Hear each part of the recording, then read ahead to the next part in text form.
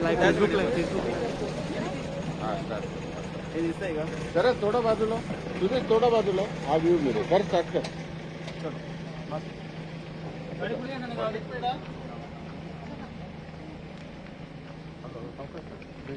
पुढून आहे तुम्ही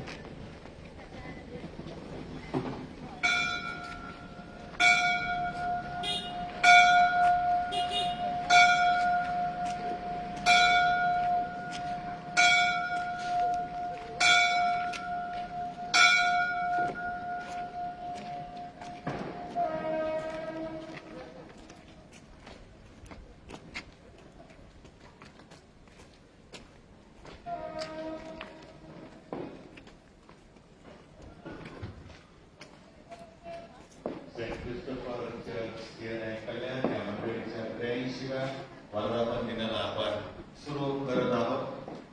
प्रभूमध्ये तुम्हा सर्वांचे स्वागत असो. यावेळेला धूप दाखवला जाईल. धुपाच्या द्वारे आपण मंदिर आणि वेदी शुद्धीकरण करणार आहोत. त्यावेळेला आपण गीत ऐकणार आहोत. जरी येत असेल आपल्याला तर ते आपण संगीत गाऊया.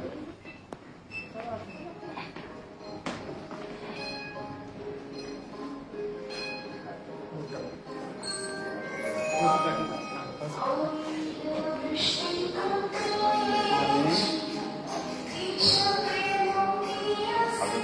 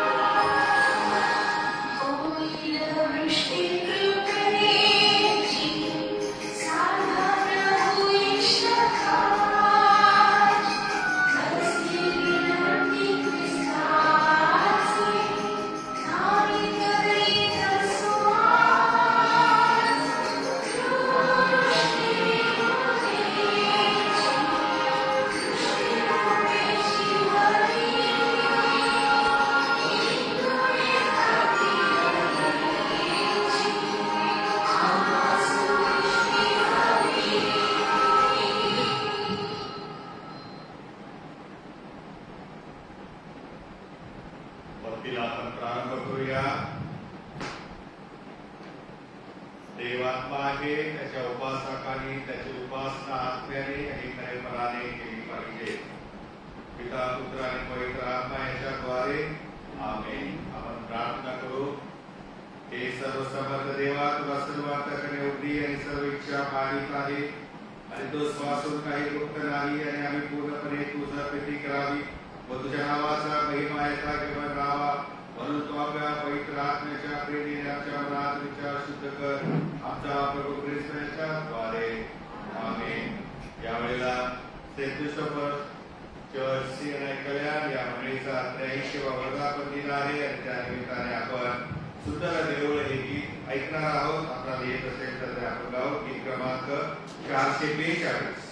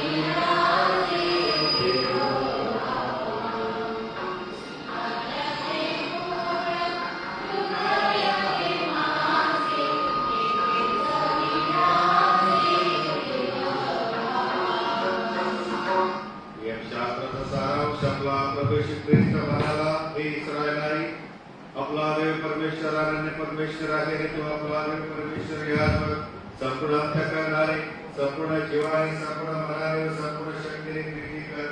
हीच पहिली आणि मोठी आज्ञा, हिच्यासारखी दुसरी काही तू आपल्या शेजाऱ्यावर स्वतःसारखी प्रीती कर. यावर दुसरी कोणती आज्ञा मोठी नाही. या दोन आज्ञांवर शास्त्र आणि संदेशाचे ग्रंथ अवलंबून आहे. हे प्रभू आम्हाला दया कर आणि आपल्या सर्व आज्ञा आमच्या अंतःकरणात ये, असे आम्ही तुला मागितो. तर स्वरावर दिनानिमित्ताने असलेली सात प्रार्थना आपण यावेळेला करूया. हे सर्वसमर्थ आणि सदाजीवी देवा, सारे विश्व तुला सामावून घेऊ शकत नाही, तरी देखील तू लीनजनांच्या सोबत राहण्याची कृपा करतोस. तू आम्हाला एक प्रार्थना मंदिर दिलेस, याबद्दल आम्ही तुला धन्यवाद देतो. येथे तुझी आराधना करणारी आत्म्याने करीपणाने तुझी सेवा करीत जावी. तसेच आमचा महायाजक असणारा तुझा पुत्र येशू ख्रिस्त याच्या शरीराचे जिवंत घटक म्हणून कार्य करावे असे तू कृपेने कर. तुझ्या सारे पवित्र आत्म्याचा असणारा आणि सर्व काळ राज्य करणारा एकमेव देव आमचा प्रभू येशू ख्रिस्त याच्याद्वारे आमेन. म्हणजे बसावे.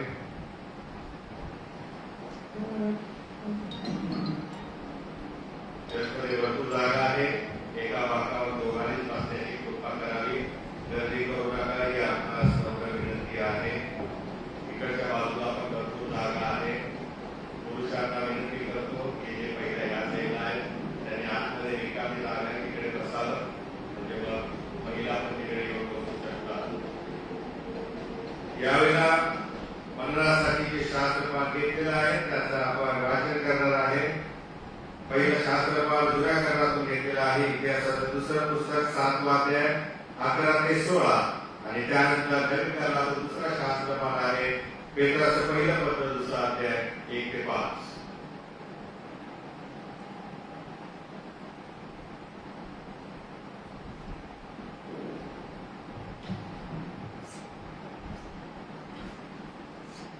आजच्या दिवसाला निमित्तानं शास्त्रपाठ दुसरे राज्य 7वा अध्याय 11 ते 16 वचनांमध्ये. तेव्हा वेश्याने पुकारून राजगिरात ही खबर पोचविली. राजा रात्री सावरून आपल्या सेवकास म्हणाला, लोकांचा काय विचार आहे हे मी तुम्हाला सांगतो. त्यास ठाऊक आहे की आपली उपासना झाली आहे हे जाणून ते छावणीच्या बाहेर मैदानात लपून राहिले आहे. त्यांचा मनसुबा असा आहे की आपण मैदानातून बाहेर पडलो की आपल्याला जिवंत पकडून नगरात प्रवेश करावा. राजाच्या एका सेवकाने म्हटले, नगरात वाचून राहिलेल्या घोड्याचे 5 घोडे जेवून काय आहे ते आम्हाला पाहावयास कोणास तरी पाठवावे. इस्रायलाचा जो समुदाय बाकी राहिला आहे त्यांच्यासारखी त्या मनुष्यांची गती होईल. अगरच्या इस्रायलचा संहार झाला आहे त्यांच्यासारखी त्यांची स्थिती होईल. मग ते 2 रथ व घोडे जुंपून आणले आणि राजाने आराम सैन्यामागे काही लोक पाठवले. त्यांनी त्यात सांगितले, काय आहे ते पाहून या. ते याचेपर्यंत त्यांच्या मागून गेले असतात आणि पाहता आरामी लोकांनी आपली वस्त्रे कात्रे गडबडीत रस्ताभर टाकून दिलेली त्यात आढळून जास्त परत जाऊन राजाचे सांगितले. तेव्हा लोकांनी बाहेर पडून आरामी लोकांचे डेरे लुटले. याप्रमाणे परमेश्वराच्या वचनानुसार एका शेकेला मापभर सफेद व एका शेकेला 2 मापे सातू विकू लागले. येथे प्रथम शास्त्रपाठ समाप्त.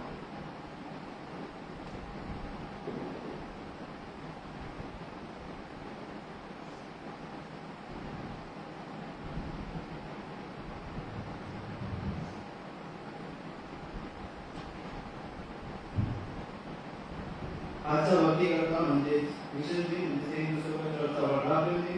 या गटाने शास्त्रपाठ पेत्राचे पहिली पत्रे 2रा अध्याय 1 ते 5 वचन. यास्तव सर्व दुष्टभाव, सर्व कपट, ढोंग, हेवा व सर्व दुर्भाषणे सोडून प्रभू कृपाळू आहे याचा तुम्ही अनुभव घेतला आहे. तर नूतन जन्मलेल्या बालकासारखे कारणासाठी वृद्धी होण्यास आध्यात्मिक निर्णयाची इच्छा धरा. मनुष्याने आखलेला तरी देवाच्या दृष्टीने निवडलेला व मौल्यवान असा जो जिवंत धोंडा त्याजवळ आल्याने तुम्ही आध्यात्मिक मंदिर, जिवंत धोंडे, देवाला आवडणारे असे आध्यात्मिक स्वरूपाचे यज्ञ येशू ख्रिस्ताच्या द्वारे अर्पण्यासाठी पवित्र याचकगण असे रचले जात आहात. येथे 2रा शास्त्रपाठ समाप्त होत आहे. यावेळेला आपण स्तोत्र वाचन करणार आहोत. आपणास विनंती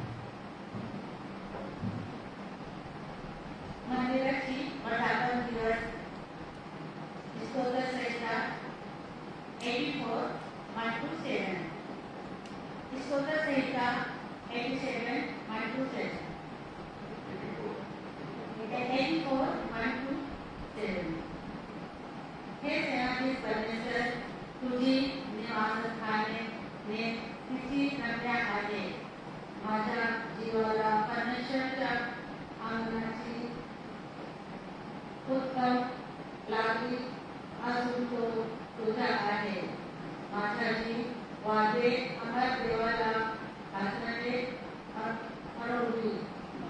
माती माने हे प्रेमातील परमेश्वर, माझा राजा, माझा देवा, तुझी जवळ आपल्याच्या पिढ्यासाठी घडले करण्याचं जीवन आणि कोणी बांधत वारस निवासी स्थान मिळाले आहे. तुझ्या मंदिराच्या रचनात याची केवळी धन्य ते निरंतर तुझी स्तुती करीत राहील. ज्या मनुष्याला तुझ्यापासून सांगत राहत होते त्याच्या मनाला सिओन त्याच्या मार्गाच्या ज्ञान लागला आहे तो केवळ धन्य. शोभजन केवळ तू जगण्यात त्याच्या माझे जे स्थान वाटले हळूची पाहून तशी आम्हा कामी होती. ते अधिक शक्ती पावतात थोडी अंतर त्यांच्या देवाचे स्थान लाभते. धन्यवाद. यावेळेला शुभवर्तमानात वाचन करूया. प्रभू तुम्हास असो.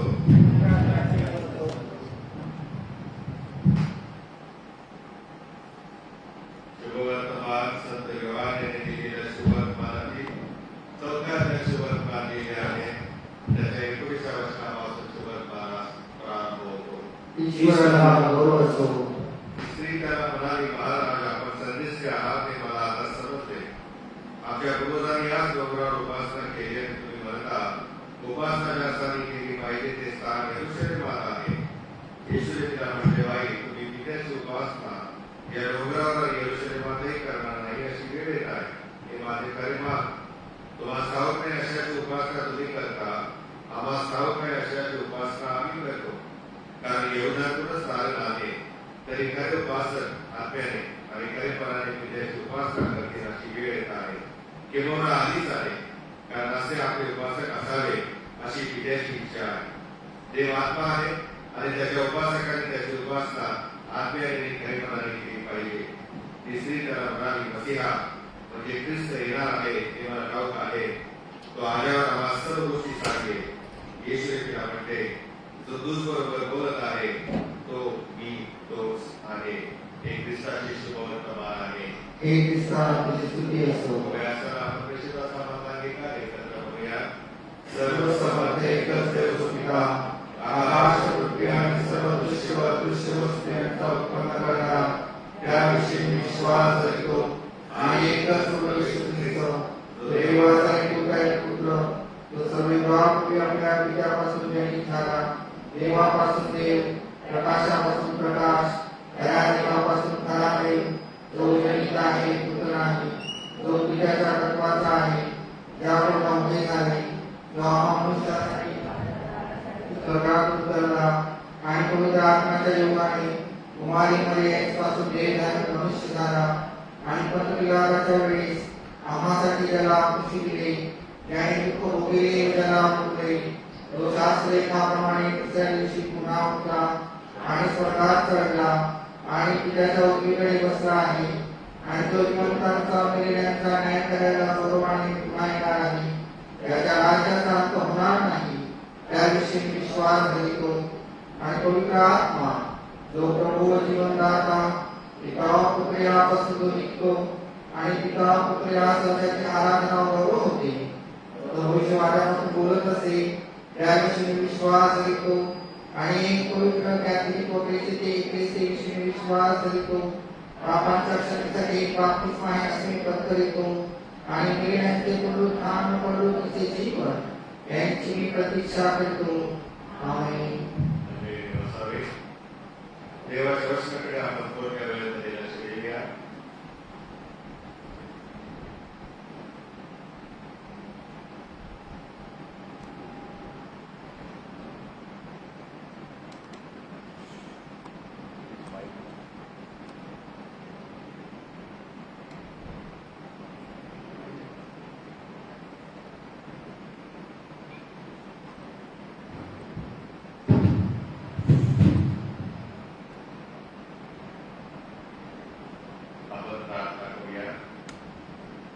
देवा आम्ही पुन्हा एक बार तुझी स्तुती आराधना करीतो. या वर्षामध्ये आम्ही मनन चिंतन करत असताना तो आम्हाला सारेकर बोलत असताना मला एक कृपा करून आवश्यक करते. तुझ्या लोकांची गरज आहे, तू जातोस त्याप्रमाणे आज वाटत असावे. येशूच्या नावाने आमेन. आज 83 वर्धापन दिन आहे आणि पास्टेट कमिटीच्या वतीने आणि आमच्या कुटुंबियांच्या वतीने किंवा सर्वांना हा वर्धापन दिन आशीर्वादाचा लाभाचा नोंदणीचा जावं. दरवर्षाप्रमाणे हा येतो. गेल्या वर्षी आपण इथे होतो ऑनलाईन देखील होती.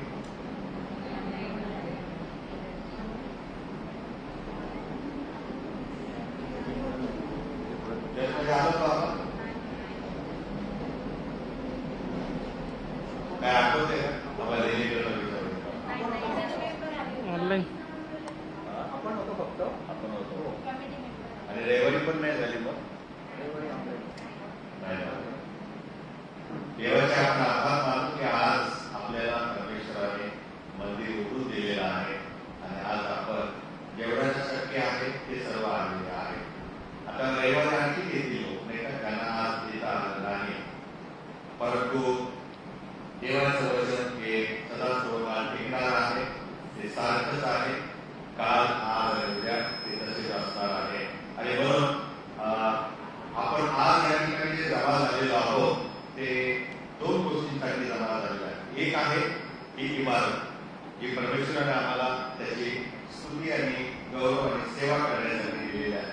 आणि दुसरं कारण आहे जेव्हा मी थोडंसं आवाज दुसरं आहे आणि ते म्हणजे ज्या वेळेला ही इमारत परमेश्वराच्या स्तुतीसाठी उघडीत केली त्यावेळेला जे लोक आले आणि तिथून या मंदिरामध्ये भक्ती सुरू झाली तेव्हापासून त्या मंदिराला 83 वर्ष आज होत आहे. आणि म्हणून लोक आणि इमारत या दोन्हीच्या बद्दल आपण परमेश्वराचे आभार मानणार आहोत. इमारत तशीच आहे, मध्ये डागडुजी करत असतो, अजूनही बरेच डागडुजी करायची आहे. इमारत तशीच आहे, तीच आहे, पण माणसे मात्र बदलत गेलेली आहे. जवळजवळ आपण हे सुरू झाल्यापासून मला असं वाटतं 4थं जनरेशन आहे नाही का, 4थं जनरेशन आहोत आपण. बाकीची 2-3 जनरेशन निघून गेलेली आहे आणि एकपर्यंत प्रभूने आम्हाला अद्भुत रीतीने चालवलेलं आहे. पुढे आणखी किती वर्ष प्रभू आम्हाला चालवेल माहित नाही, पण एवढं मात्र निश्चित की प्रवेश वैभवाने गौरवात त्याचे येईल तोपर्यंत हे चर्च असणार. तोपर्यंत या ठिकाणी जे जनरेशन ज्या पिढ्या असतील त्या परमेश्वराचा गौरव करत राहणार आहे. जे प्रभूमध्ये विसावा पावतील ते देखील प्रभूच्या येण्याची आणि न दिसणाऱ्या मंडळीच्या मध्ये सहभागी होण्याची आतुरतेने वाट पाहत असते. चर्च म्हणजे काय हे आपण प्रत्येक वर्षी अनेक रविवारी आणि वर्धापन दिनाच्या वेळेला ऐकलेलं आहे.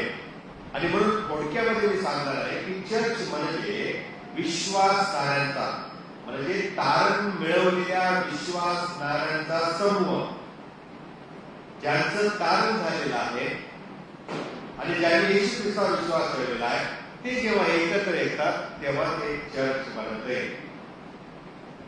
आणि या उदात्त हेतूने ख्रिस्ताद्वारे देवाची उपासना करणे आणि सेवा करणे आम्हाला परमेश्वर आमच्याकडून अपेक्षा करत आहे. पण कलसेकरास पत्र 3रा अध्याय 17व्या वर्षामध्ये असं लिहिलेलं आहे.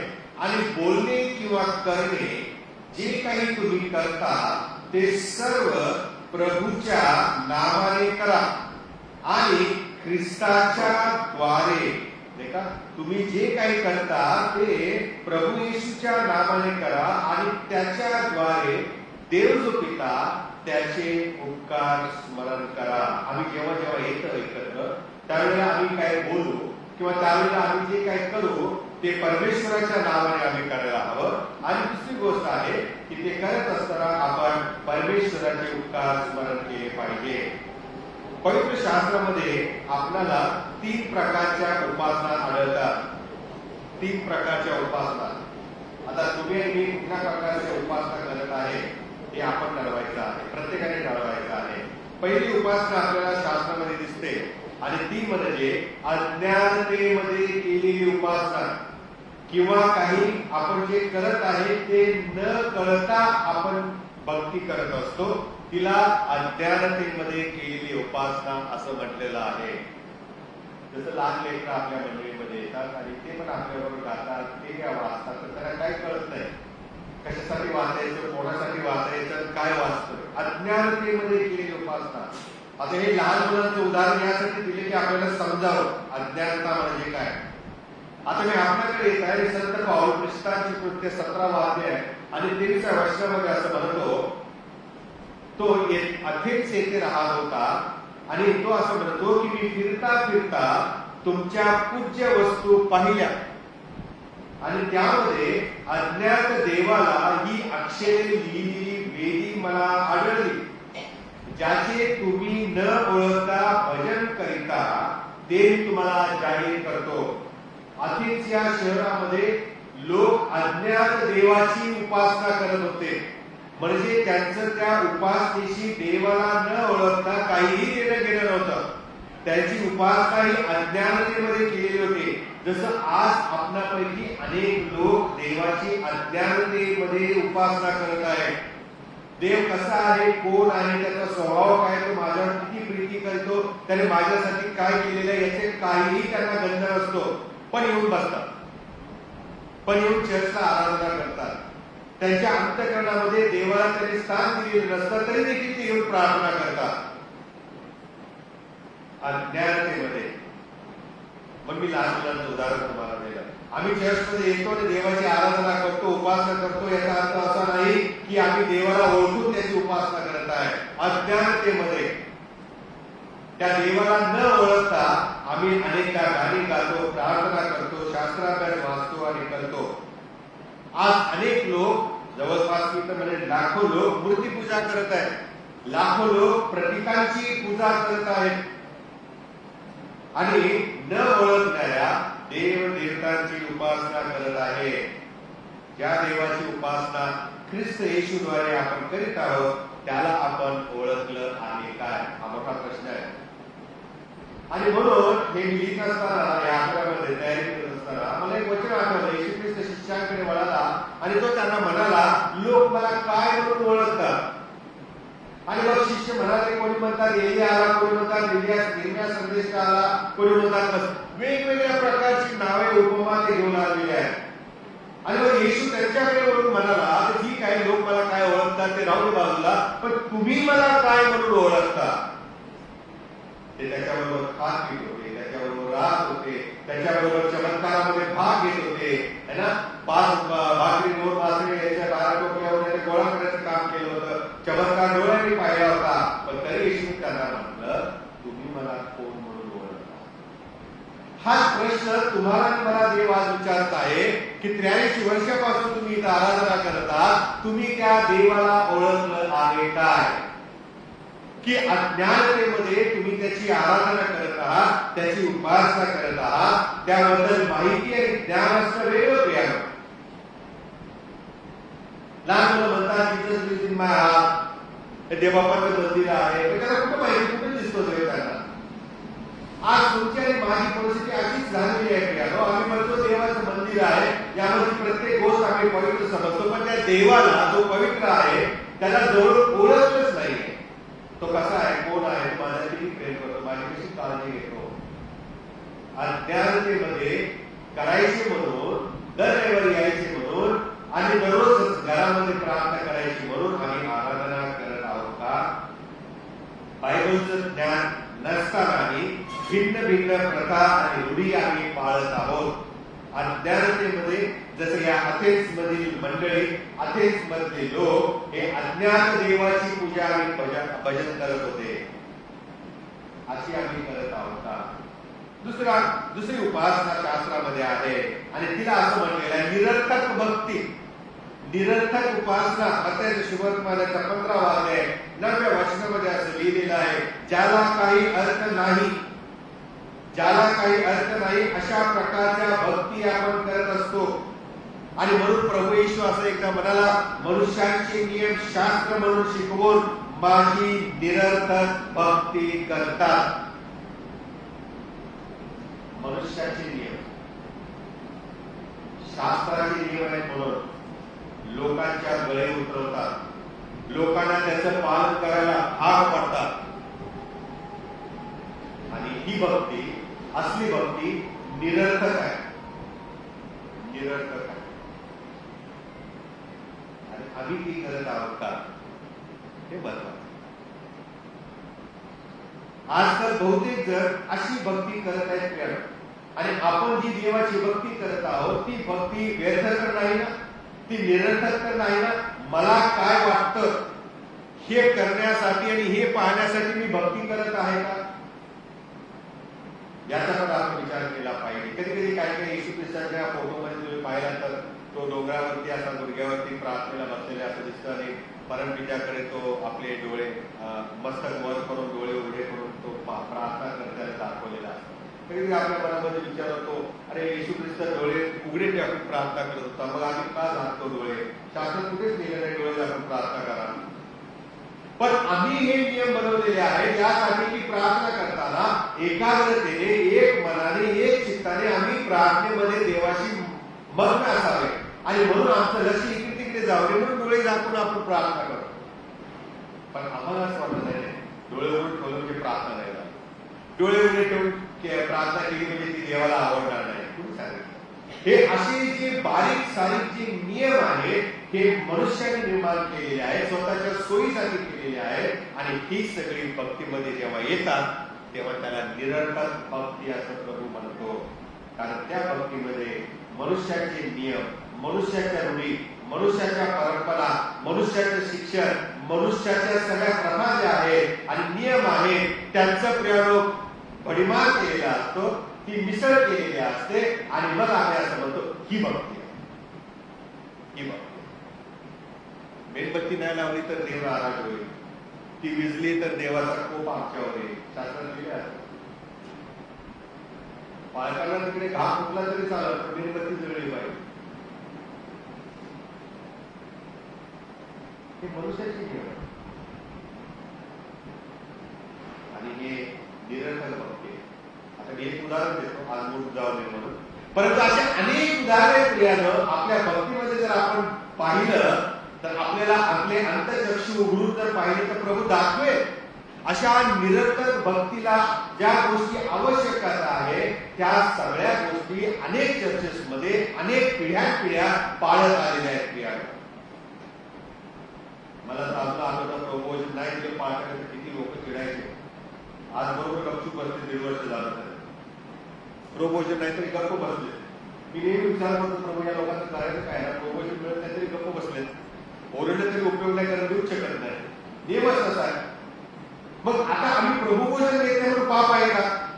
आम्ही प्रभुभोजन घेत नाही म्हणून स्वर्गात जाणार नाही का? मग आम्ही हे सगळं सुरू होण्याच्या आधी, प्रभुभोजन बंद होण्याच्या आधी हे नियम का लावत होतो? बाहेर सुट्टीवर गेलं तरी तुमच्याकडे नाही झालं, दुसरीकडे सांगतो बरं का. सुट्टीवर जायचं तर पाळत घेऊन जावं, प्रभुभोजन पाहिजे आम्हाला. मग पाळत नाही मिळायचं बिचारा पाळत सुट्टीवर जायचं सोडून घालत बसायचा कारण लोकांना ड्रायव्हर प्रभुभोजन द्यायला नाही दिले तर पाप. किती मागासलेले आहोत देवाच्या वचनामध्ये. देवाच्या वचनाचं आम्हाला ज्ञान नाही. प्रभू असं म्हणतो मनुष्याचे नियम देवाचे नियम म्हणून तुम्ही पाळता आणि अशी भक्ती निरर्थक भक्ती आहे. ती फ्लेक्सिबल असली पाहिजे, लोकांना त्यामध्ये आनंद वाटला पाहिजे. आणि कधी कधी आम्ही अशा प्रकारची निरर्थक भक्ती जर करत असतो तर प्रभूला ते आवडत नाही. आतापर्यंत केल्या असलेल्या सगळ्या भक्त्यांना किंमत शून्य आहे कारण प्रभूच्या मनाच्या विरुद्ध आपण त्या भक्ती केलेली आहे, त्याची उपासना केलेली आहे.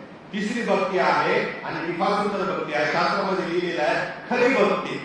योहानाचा सुसमाचार 4 अध्याय 24 वचन. कारण तुम्हाला आता असं वाटत असेल बाळासाहेब जर अज्ञानतेमध्ये केलेली उपासना प्रभूला मान्य नाही, जर आम्ही निरर्थक भक्ती करत असू तर आम्ही नक्की भक्ती कोणती करायची, कशी करायची? प्रभू येशूने स्वतः म्हटलेला आहे आणि तो या खऱ्या भक्तीला प्राधान्य देतात. तो असं म्हणतो जी भक्ती आत्म्याने आणि खरेपणाने असते ती खरी भक्ती. आणि म्हणून येशू त्या स्त्रीला असं म्हणाला की देव आत्मा आहे आणि त्याच्या उपासकांनी त्याची उपासना कशी करायची आहे? आत्म्याने करायची आहे. कशी करायची आहे? खरेपणाने करायची आहे. खोटेपणा नाही करायचं. त्याच्यावर त्या पेटीपासून लोकांच्या कडे मी मुद्दाम बसून बसतो बघायला काय चाललंय. आता गेलेला असतो कधी कधी देवाच्या आत मी पण झपाटला जावा म्हणून, पण प्रकार भलताच होतो त्या ठिकाणी. सगळे एकमेकाकडे बघतात, कोण हात वर करते, कोण पायावर करते वगैरे, आणि मग सगळे एकमेकाचं बघून लगेच हात वर करतात आणि ओरडायला सुरुवात करतात. आणि येत नाही ओरडायला, पण ते काय ओरडतो बघायचं तसं ओरडायला सुरुवात करतात. अशी भक्ती प्रभूला नाही आवडत.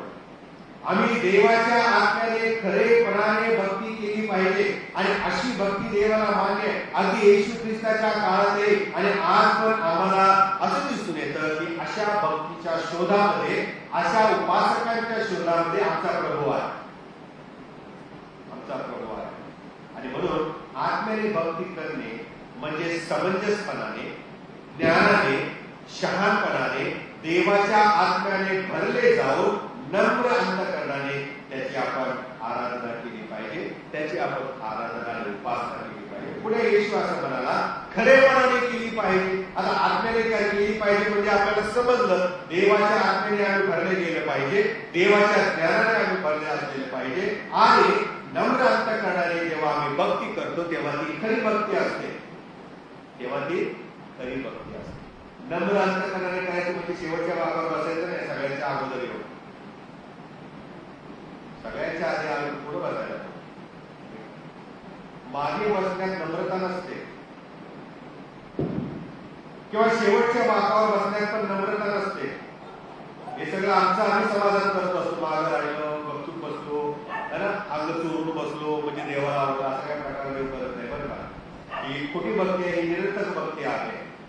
आणि म्हणून असं म्हटलेलं आहे, गिदोन पण असाच खायात लपून बसला होता, आणि प्रभूचा आत्मा तिथं गेला, त्याला म्हटला, अरे वीर पुरुषा, तू इथं का लपून बसलेला आहे, उठ. आणि त्याला प्रभूने सैन्याच्या पुढे उभा केला आणि विजयश्री संपादन करून दिली. आणि म्हणून आम्ही देवाला पाहायला येतो, देवाचं दर्शन घ्यायला मंदिराला येतो, पुढे बसतो. उशिरा जे येतात त्यांची बस उशिरा येते, गाडीत काय प्रॉब्लेम असतो, उशिरा पोहोचतात, ट्रेन उशिरा येते, कामावर उशिरा सुटतात वगैरे वगैरे, काय असेल घरातलं लवकर आठवत नाही, उशिरा येतात. त्यांना मागे बसण्यामध्ये बरं वाटतं, कारण उशिरा येऊन सगळ्यांच्या समोर जाऊन बसायचं त्यांना कसं वाटतं, अवघडल्यासारखं वाटतं. मग त्यांच्यासाठी मागची बाजू आपण नेहमी मोकळी सोडायची, कारण त्यांच्यावर पण आपण प्रेम करतो, देव प्रेम करतो त्यांच्यावर, नाही का.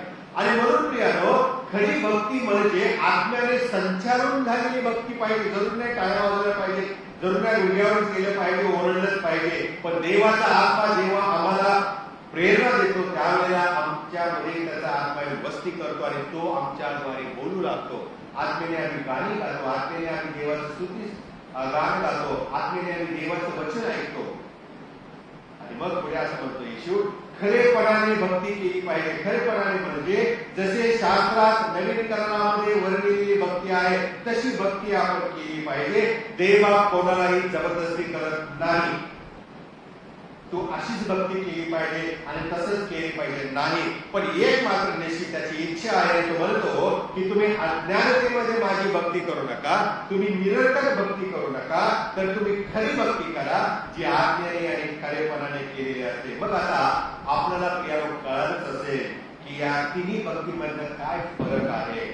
आणि प्रभू येशूला, देव बापाला खरी भक्ती जी आज्ञेने आणि खरेपणाने आपण करतो ती नेहमीच आवडते.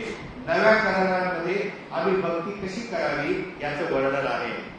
आणि मला असं वाटतं जवळपास 4-5 प्रकारची उपासना आहे. त्या खऱ्या उपासनेमध्ये भाग आहे. पहिला भाग आहे आणि तो म्हणजे तीमोथेला 2 पत्र 3 अध्याय 15 वर्षामध्ये प्रभू येशूच्या दासाला संत पाऊल मार्गदर्शन करत आहे आणि त्याला तो सांगत आहे की तू ज्या गोष्टी शिकल्यास, किंवा त्याला पत्र लिहिले बरं का, तू ज्या गोष्टी शिकल्यास त्या तू कोणापासून शिकलास हे, आणि तुला पवित्र शास्त्राची माहिती बाळपणापासून आहे हे तुला ठाऊक आहे.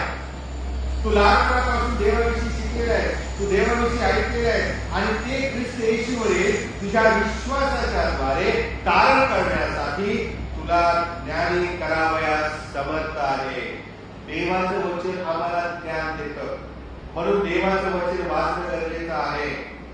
देवाचं वचन जेव्हा वाचतो तेव्हा देवाबद्दलचं ज्ञान आमच्यामध्ये निर्माण होताना येतं आणि आम्हाला आमचं टाळ होण्यासाठी ते ज्ञान विश्वासापर्यंत पोहोचवतं आणि मग आम्ही त्या देवावर विश्वास ठेवतो आणि मग असं म्हटलेलं आहे प्रियानो, म्हणून संत पाऊल किमतीला निक्षून सांगतो, तू सत्याचे वचन नीट सांगणारा लाज वाटण्यास कसले कारण नसलेला काम करे, असा देवाला पटलेला, असा स्वतःला सादर होण्यास शक्य होईल तेवढा प्रयत्न कर. दुसरा अध्याय 15 वचनामध्ये लिहिलेला आहे. आणि म्हणून जी पहिली मंडळी तयार झाली प्रवेशच्या पुनरुत्थानानंतर, जिला आद्य मंडळी म्हटलेलं आहे, ती आद्य मंडळी ही देवाच्या वचनामध्ये म्हणजे ख्रिस्ताच्या शिक्षण घेण्यामध्ये तत्पर होती, देवाच्या वचनाचा अभ्यास करण्यामध्ये ती तत्पर होती. दुसरी गोष्ट आम्ही पाहतो, जर खरी भक्ती आपल्याला करायची असेल तर त्यामध्ये प्रार्थनेला आम्ही अग्रक्रम दिला पाहिजे. प्रार्थना करणारी आम्ही मंडळी झाली पाहिजे. ख्रिस्ताची कृत्य 2 अध्याय आणि 42 वचनामध्ये त्या आद्य मंडळीच्या उपासनेचा दुसरा भाग दिलेला आहे. ही मंडळी नेहमी प्रार्थना करण्यामध्ये तत्पर होती. प्रियानो, व्हॉट्सअप असतं तर काय झालं असतं देव जाणे, पण नशीब त्यांचं की त्यावेळेस व्हॉट्सअप नव्हतं, फेसबुक नव्हतं, नाही का, आणि म्हणून गुडघ्यावर जात होते आणि प्रार्थना करत होते. प्रार्थनेमध्ये त्यांनी वेळ घालवला, कारण त्यांना माहिती होतं की व्हॉट्सअप पेक्षा जेव्हा मी प्रार्थना करतो तेव्हा मी देवाशी डायरेक्ट संबंध स्थापन करतो. व्हॉट्सअपचा आणि माझ्या देवाचा काही संबंधच येत नाही. ते उसने घेतलेले मेसेज असतात ते पुढे पाठवायचं एवढंच काम करत असतो. माझी मेमरी फुल झाली, दुसऱ्याची फुल करतो मी, आणि पुढचा माणूस न वाजता डिलीट मारत बसतो. आम्ही करतो काय करायचं, एवढे मेसेज कुठं वाजत बसतो आणि एवढे व्हिडिओ कुठं बघत बसायचे. दुनियाभरचे व्हिडिओ, दुनियाभरचे ग्रुप. म्हणून त्या व्हॉट्सअप पेक्षा आणि सोशल मीडियापेक्षा प्रियानो, आम्ही जेव्हा गुडघ्यावर जाऊन प्रार्थना करतो तेव्हा देवाशी डायरेक्ट बोलायचा संबंध येतो. प्रिया आणि काय हवंय, आम्ही जेव्हा गुडघ्यावर येतो तेव्हा देवाशी प्रार्थनेमध्ये बोलतो, कारण प्रार्थना म्हणजे देवाशी बोलणे. आणि सैतानाने बरोबर हेच आपल्या जीवनामधून काढून टाकलेलं आहे. कधी कधी मला मध्यरात्री जाग येते, कधी कधी पहाटे लवकरच जाग येते, 4:30 जाग उठून बसतो. माझी बायकोने बघतो झोपलेला असतं, मला झोप येत नाही. लाईट आलं तर का लावलं विचारतो, ते नाही म्हणून सांगतो बरं का, ऐकत असते. पण उठल्यावरती पहिले मी काय करतो, व्हॉट्सअप उघड, कोण कोण जिवंत आहे, म्हणजे कोण कोण जागे आहेत ते पहिले पाहतो. काही काही त्यामध्ये पण हुशार आहे, आपण ऑनलाईन आहे ते दिसू नये म्हणून ते लास्ट सीनचं पण ते बदल करून टाकतात. देव पण घाबरतो बरं का, देवाला भीती वाटते आणि मग त्याला पश्चाताप झाला आणि मग तो म्हणाला की मी उगाच माणसांना निर्माण केलेला आहे. पस्तावा झाला. उत्पत्तीच्या ग्रंथात लिहिलेला आहे. म्हणून त्याने प्रार्थनेवरती जोर दिला आणि जी मंडळी स्थापन झाली त्या मंडळीला प्रार्थना करण्यासाठी देवाच्या आज्ञेने प्रेरणा दिली. ते जेवढी प्रार्थना करत होते तेवढा देवाशी त्यांचा जास्त घनिष्ठ संबंध येत होता प्रिया, आणि तेवढा प्रभूचा आत्मा त्यांना चालवत होता. आता मला सांगा, एवढे मेसेज आपण वाचतो, ऐकतो, काय फरक पडलाय आपल्या?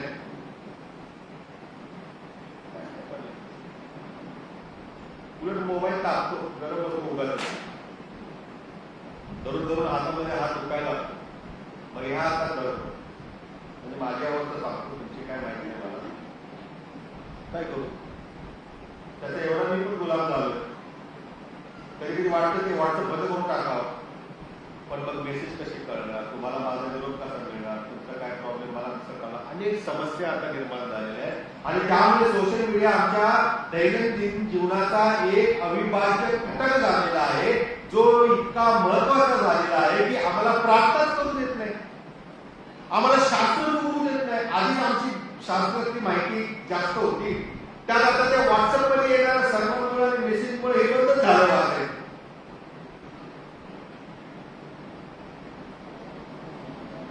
असं चर्च प्रभूला आवडेल का? परमेश्वराने ही पुस्तकं आपल्याला दिलेली आहे, हे पवित्र बायबल दिलेलं आहे, आणि या पवित्र बायबलचं आम्ही वाचन करू तेव्हा त्याच्या ज्ञानामध्ये वाढणार आहे, त्याच्याबद्दलचं भर आमच्या मनामध्ये निर्माण होणार आहे. आणि म्हणून ही आद्य मंडळी प्रार्थना करण्यात अग्रेसर होती. जेव्हा चर्च एकत्र यायचं त्यावेळेला देव जो पिता त्याच्याशी ते बोलू लागायचे आणि देव त्यांच्याशी बोलत असे, देव त्यांना मार्गदर्शन करत असे.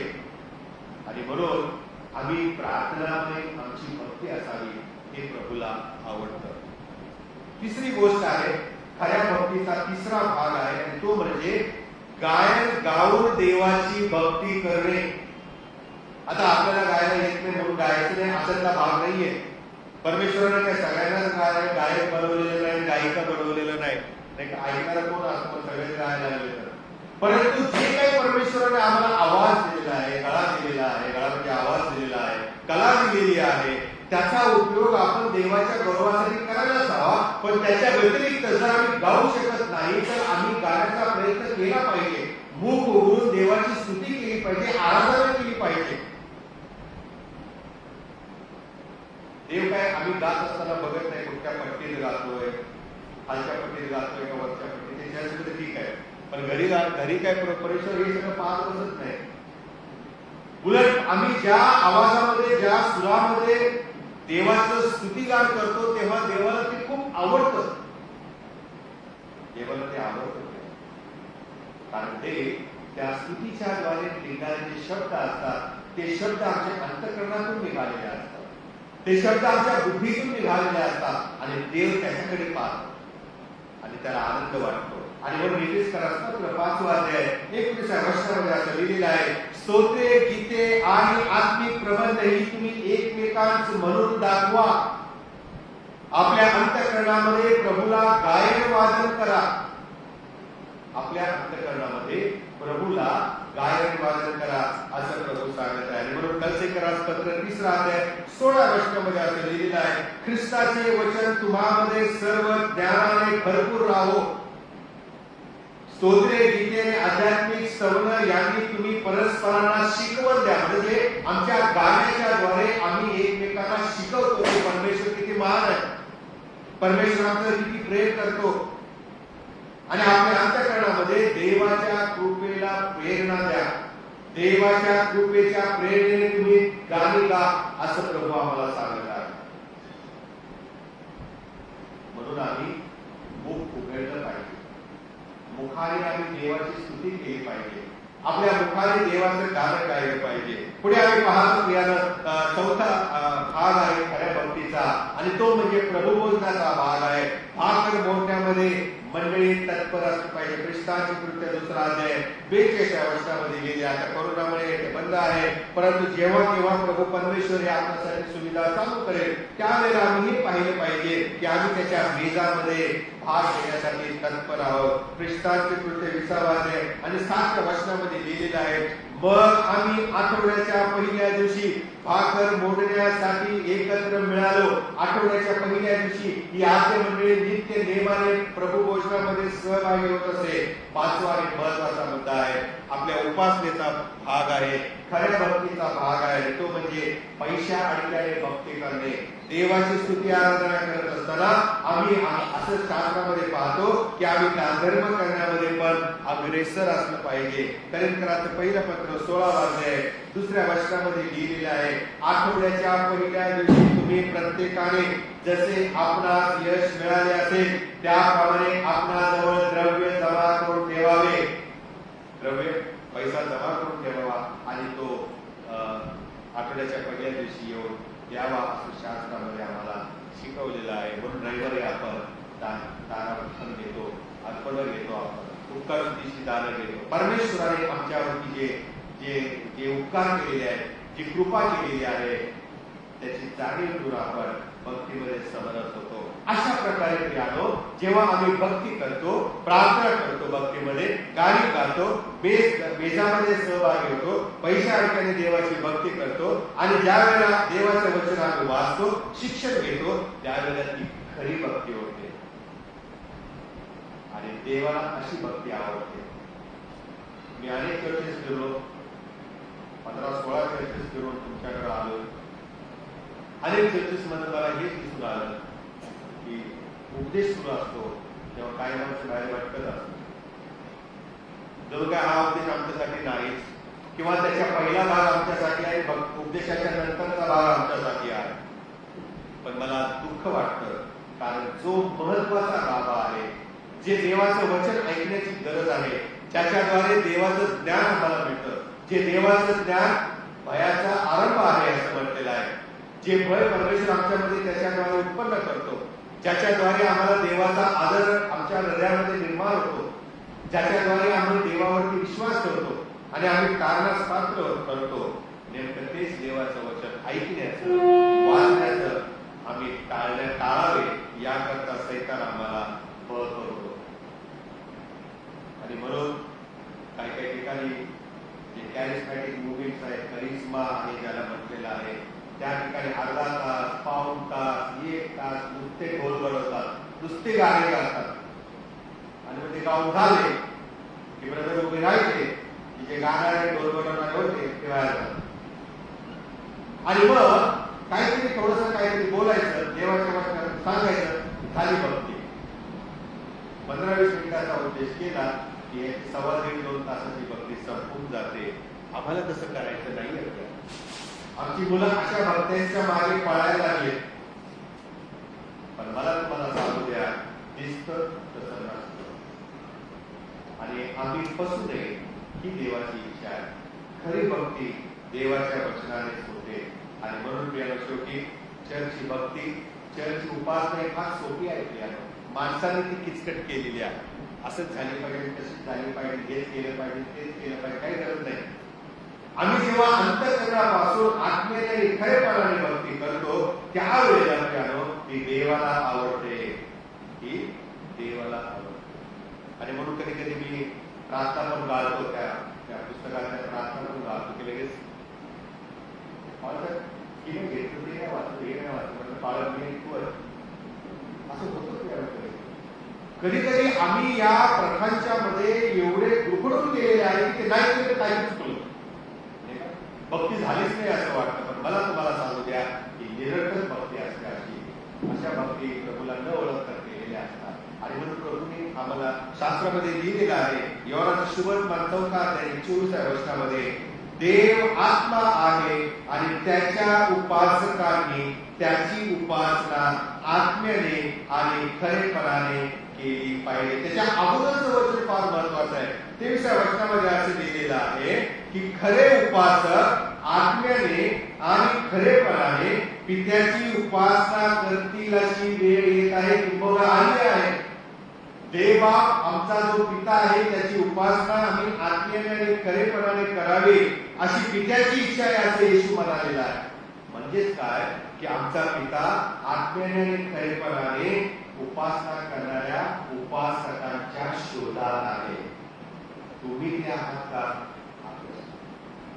आत्म्याने उपासना करणारे, खरेपणाने उपासना करणारे, देवाला काय आवडतं हे समजून उपासना करणारे, प्रभू तुम्हाला अशा प्रकारे खरी भक्ती करण्यास या 83व्या वर्धापन दिनानिमित्त सहाय्य करो. आपण प्रार्थना करूया. प्रभू देव बाप्पा, आम्ही तुझी स्तुती करीतो, तुझ्या नावाला धन्यवाद देतो.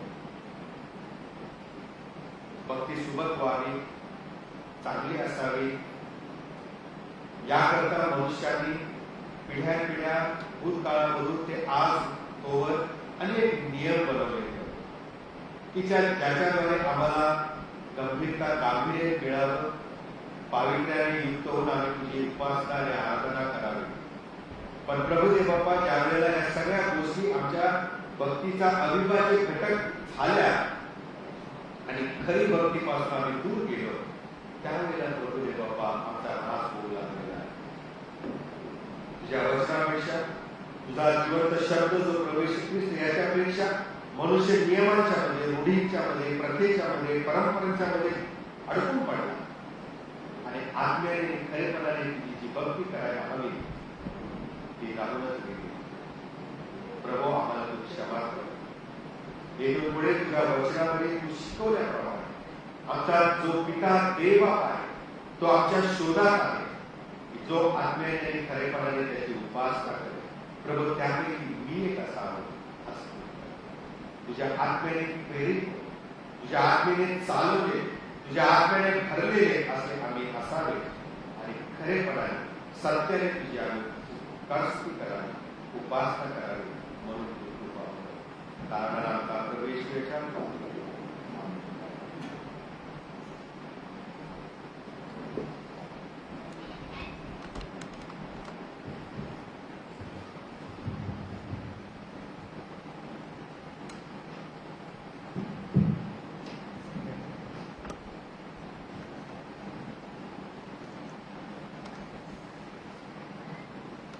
यावेळेला आपण गीत ऐकणार आहोत. वर्षाव लागो कृपेचा या ख्रिस्त मंदिराला. आणि हे गीत ऐकत असताना आपण आपली दाने अर्पणे प्रभूच्या भंडारामध्ये अर्पण करूया.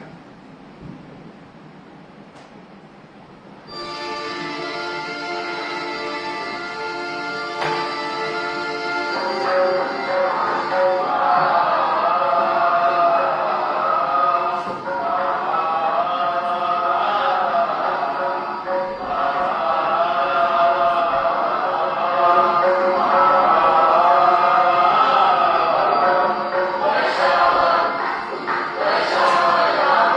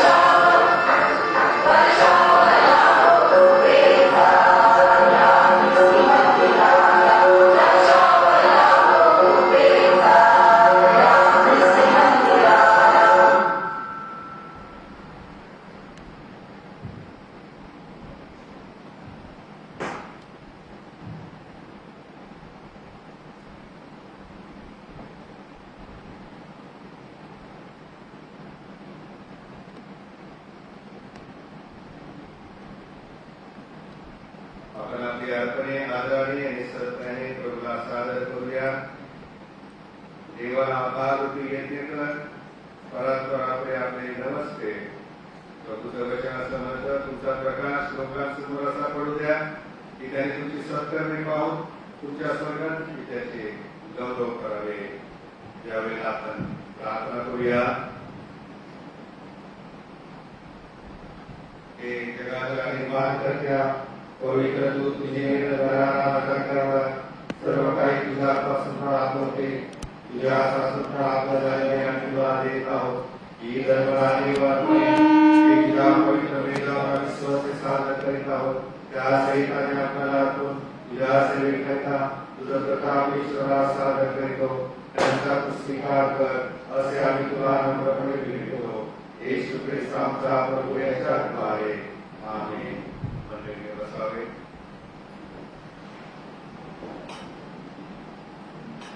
यावेळेला आपण पुन्हा ऐकूया. येणाऱ्या रविवारी म्हणजे परवा आपल्या चर्चा वर्धापन 80वा आहे. त्या निमित्ताने तुझी प्रार्थना आपण करणार आहोत आणि सकाळी 9 वाजता नेहमीप्रमाणे आपली भक्ती असेल.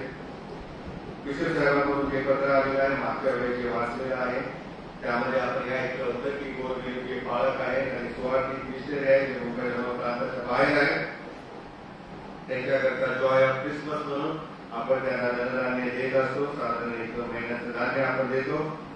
त्याची किंमत आहे 3,500 रुपये आणि काही कितीतरी वस्तू आपण त्यामध्ये देत असतो. त्याचं वाचन मागच्या वेळेस आपण केलेलं आहे. जर आपल्याला धनधान्य द्यायचं असेल तर माझ्याकडे ती लिस्ट आहे. ते सुद्धा 20 रुपये आपण ती घेऊ शकता किंवा मग 3,500 रुपये ट्रेझरीकडे आपण देण्याची कृपा करावी.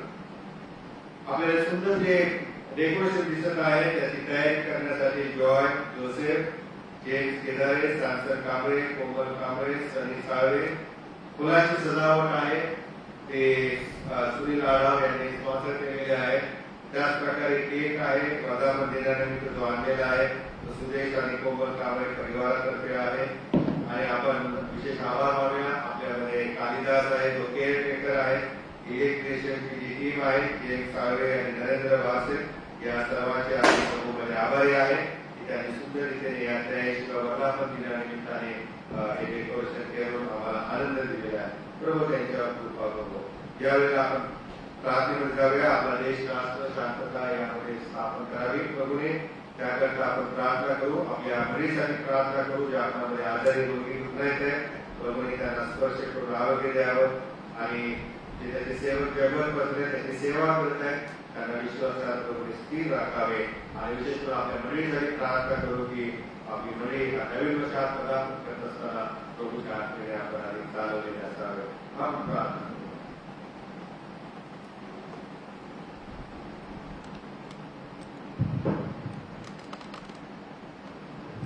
हे सर्वसमर्थ ईश्वरा व मानवासाठी प्रार्थना विनंत्या व मध्यस्थी करावी असे तू आम्हाला शिकले आहे.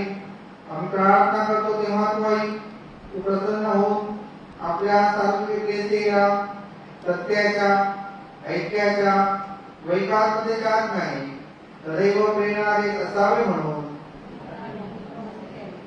हे जगचालका हे त्रिमूर्तीला प्रत्येकजण त्या सर्वांनी तुझ्या पूर्ववचनाच्या सत्याची सहमत असावे आणि ऐक्य वैश्वरोधीत प्रीतीत राहावे म्हणून हे स्वर्गीय बापा आमचे सर्व बिशप प्रीस्ट पटिकन ज्ञाना विशेषतः तुझे सेवक आमचे मॉडरेटर बीसीसी त्याचप्रमाणे आमचे बिशप राईट डॉक्टर प्रकाश पाटोळे त्याचप्रमाणे आमचे आचार्य डॉक्टर सुनील आवळे यांनी आपल्या आचरणाने व तत्वनिष्ठेने तुझे खरे व जीवनदायी वचन प्रकट करण्यास व तुझ्या पवित्र साखरमंत्रांच्या अनुसार यथाविधी योग्य रीतीने चालविण्यास तू अनुग्रह द्यावा म्हणून तुला विनंती आमचे हे सत्यस्वरूपा तुझ्या ऐकल्याची उभारणी व शुभवर्तमानाचा प्रसार करावा म्हणून त्या आपल्या इतर सेवकास निर्णय कामे करण्यास तू पाचारण केले आहे त्यांना आशीर्वाद द्यावा आणि सर्व जग तुझ्या सत्याच्या ज्ञानाने भरले जावे म्हणून तुला विनंती आमचे हे जगप्रकाशा तुझ्या लोकात व विशेषतः जो भक्ताकडे आहे त्याला अंतःकरणाने व योग्य भक्तिभावाने तुझे पवित्र वचन स्वीकारण्यास आणि तुझी सेवा खरेपणाने पवित्रतेने व धार्मिकतेने आयुष्यभर करण्यास तो आपला दिव्य अनुभव द्यावा म्हणून तुला विनंती आमचे आहे. हे जगनायका सर्व राष्ट्रांना नीतिमत्तेच्या व शांततेच्या मार्गाने चालू आणि त्यांचे राज्य करते विशेष करून आमचे राष्ट्रपती पंतप्रधान राज्यपाल व त्यांच्या अधिपत्याखाली असलेले सर्व अधिकारी त्यांना असे मार्गदर्शन कर की तुझ्या लोकात त्यांनी न्यायाने व शांततेने वागावे म्हणून तुला विनंती आमचे आहे. हे प्रभू तुझ्या तुझ्या आशीर्वादाने टंचाई व दुष्काळ यापासून बचाव व्हावा व भूमीचे उत्पन्न हंगामानुसार कृतज्ञता करणारे आम्ही भोगावे म्हणून तुला विनंती आमचे आहे. हे दयाचा आणि आयुष्यात जे कोणी क्लेश शोक अडचण दुखणे अथवा दुसरी कोणती विपत्ती त्यांनी पीडित असतील विशेषतः त्यांची नावे आम्हाला ठाऊक नाही त्या सर्वांकरता बापा आम्ही आवेदन करून तुझ्याकडे प्रार्थना करीत आहोत त्या सर्वांचे स्थानपूर्ण सहाय्य करावे म्हणून तुला विनंती आमचे आहे. हे मृत्युंजय प्रभू तुझ्या निवडलेल्या निष्ठावंत सेवकासह आम्हाला तुझ्या पुत्राच्या दुःख सहनाचे अचकला प्राप्त व्हावे म्हणून तुला विनंती आमचे आहे.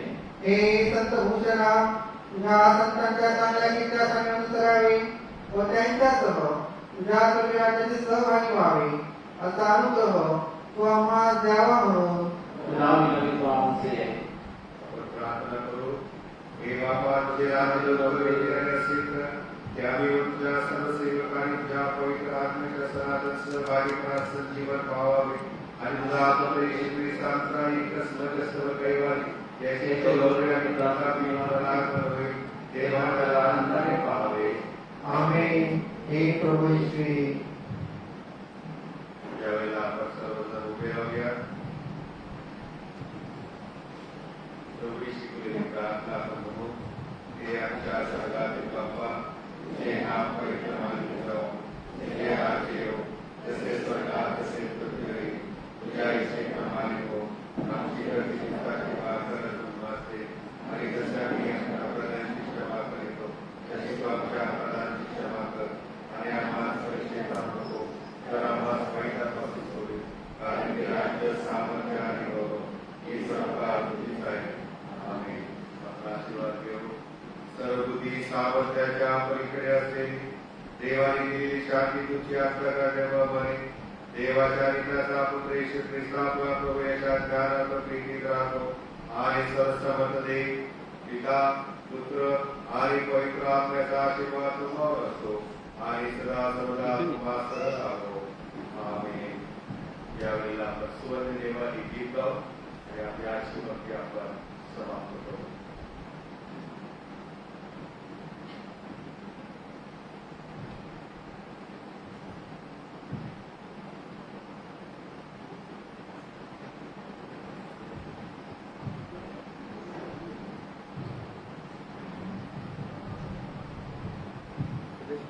सुरू